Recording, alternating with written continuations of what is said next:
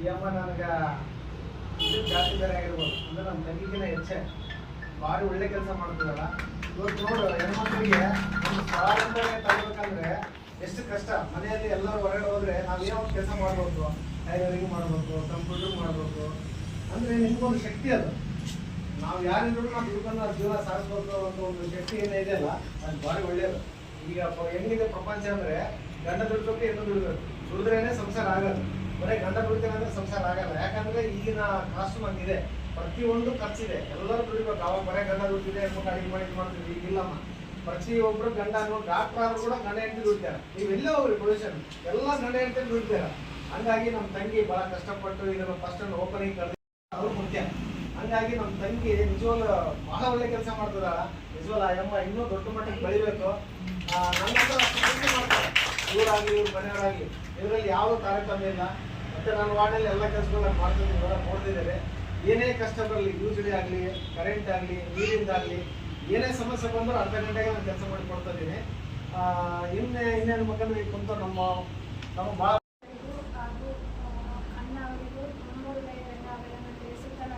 ಮಾತನಾಡಲು ಇಷ್ಟಪಡ್ತೀನಿ. ನಾನು ಫಸ್ಟಿಗೆ ಬರಬೇಕಾದ್ರೆ ನಾನು ನಮ್ಮ ಅತ್ತೆ ಜೊತೆ ಬಂದಿದ್ದೆ. 3 ಜನ ಇದ್ದಿದ್ವಿ. 3 ಜನ ಇದ್ರು. ಇಲ್ಲಿ ಏನು ಕಲಿಸ್ಕೊಳ್ತಾರ, 4 ಮಿಷನ್ ಇದ್ದಾವ, ನಾನು ಕಲಿತೀನೋ ಇಲ್ಲ, ನನಗೆ ಮಿಷನ್ ತುಳಿದ್ಬಿಟ್ರೆ ಅದ್ರ ಬಗ್ಗೆ ಏನೇನೋ ಗೊತ್ತಿರಲಿಲ್ಲ ನನಗೆ. ಎಷ್ಟು ಹೇಳ್ಬೇಕಾದ್ರೆ ಒಂದು 3 ದಿನದಲ್ಲಿ ಹೇಳ್ಬೇಕಂದ್ರೆ ನಾನು ಬ್ಲೌಸ್ ಕಲ್ತಿರೋದು 3 ದಿನದಲ್ಲಿ.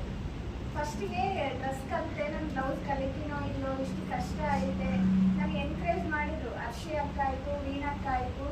ಒಂದಲ್ಲ 10 ಕೆಡಿಸು ಬರುತ್ತೆ ಅಂತ ನಾನು ಕೆಡಿಸ್ತಿಲ್ಲ. ಆದರೆ ಇಷ್ಟು ಬಟ್ಟೆಗ ಉಳಿಸ್ಕೊಂಡು ಹಂಗೆ ಹೊಲ್ಕೊಂಡು ಹೋದೆ. ಆದರೂ ನಾನು 10 ದಿನದಲ್ಲಿ ಎಲ್ಲ ಕವರ್ ಮಾಡ್ಕೊಂಡು ನೀಟಾಗಿ ಕಲಿತೆ.